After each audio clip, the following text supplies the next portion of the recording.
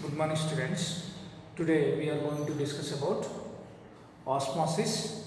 Okay.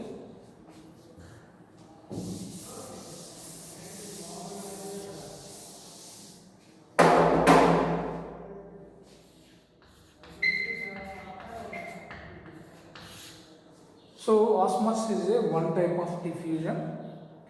In the last class, we have discussed about diffusion. What is diffusion? Diffusion is nothing but a type of transport. A type of transport. So in this diffusion, molecules or ions they transport from higher concentration region to lower concentration region.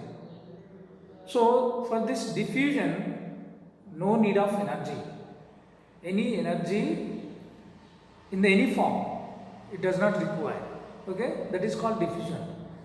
Here, osmosis is a one type of diffusion process, but it differs from diffusion. Let's see what are those special characters. Diffusion is nothing but transfer of or transport of molecules or ions from high concentration region to low concentration region. Low concentration region is called diffusion. But osmosis is also one type of diffusion. In this diffusion process, the transfer of diffusion can be seen in solids and liquids and gases also. Gases also. But osmosis is only occurs in solvents, okay, or liquids. So what is osmosis? The transfer of solvent or water, pure water, from high concentration region to low concentration region through semi-permeable membrane. Through semi-permeable membrane is called osmosis. So here water has to transport from high concentration region to low concentration region through semi-permeable membrane. So what do you mean by semi-permeable membrane? Semi-permeable membrane is a membrane which allows only certain molecules, like it allows only solvent but not solute. Here, depending upon the permeability, the membranes are divided into following types. First one is permeable membrane. Permeable membranes. These permeable membranes, they allow inside all types of solutes and solvents. But the best example for permeable membrane is cell wall. Cell wall. Second one is impermeable membranes. Impermeable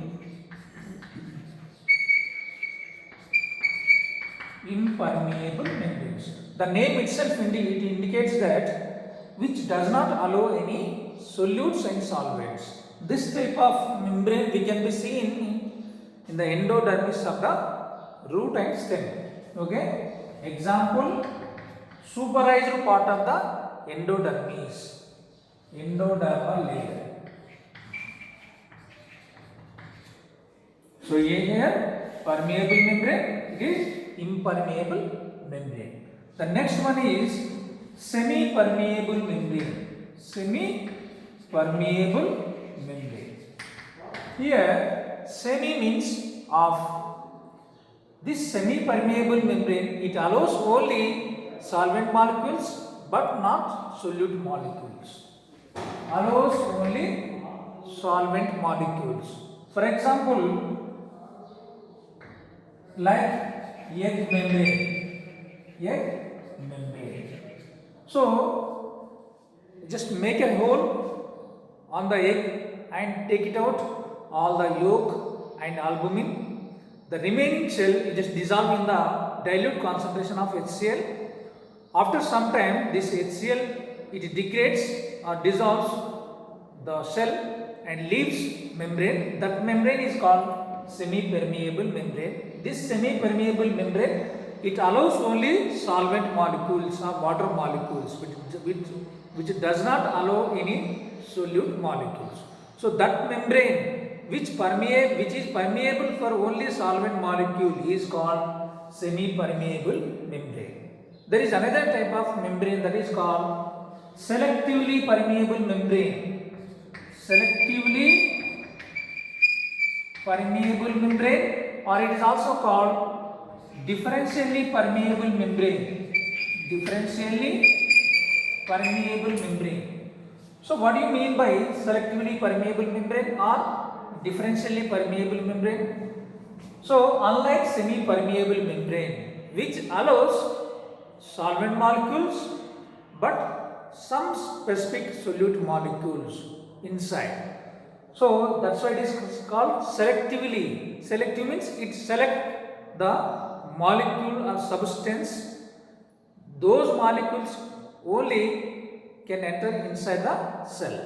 So these are the different types of membranes based on the permeability. First one is permeable membrane which allows both solutes and solvents. The best example is cell wall. Second one is impermeable which does not allow any solute and solvents. Example endodermis. The third one is semi-permeable membrane which allows only solvent molecules but not solute molecules. The fourth one is selectively permeable membrane or differentially permeable membrane which allows solvent molecule and some specific solute molecule inside the cell. So here osmosis is nothing but the transfer of or transport of solvent molecule from high concentration region to low concentration region through semi-permeable membrane is called osmosis. So it is one kind of diffusion. So what is the use of osmosis? Where we can see this osmosis? If you imbibe or if you drop some seeds in a solution, in a solvent, after some times you can observe that these seeds they swell inside, okay, they swell. So swelling is nothing but due to the osmosis, okay, and this osmosis also mainly helps in the opening and closing of stomata, okay. And here we can, how can we prove that osmosis occurs in plant body? So just take a potato and make a hole. In that hole, just add concentrated sugar solution and keep the whole potato in a beaker containing pure water. So this is a setup. It is a beaker and inside which pure water molecule is there.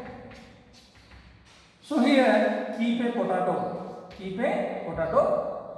At the center of potato just make a hole and in this just add concentrated sugar solution. So just left this whole setup for 2 hours. After 2 hours, you just observe the increase in the level of sugar solution. So how this increase in the sugar solution is possible? Due to the inward movement or infiltrating of pure solvent from beaker into the sugar solution. So here the concentration of the free water molecule is low in the sugar solution, but here in the beaker high concentration of pure water molecule is present. Water always transport from high concentration region to low concentration region. Here the transportation of water occurs through semi-permeable membrane of the potato cells. So that's why it is called osmosis. So this whole setup, this experiment is called potato osmoscope. Potato osmoscope. So by using this experiment, we can prove that osmosis occurs in plants. Hope you understood. Thank you.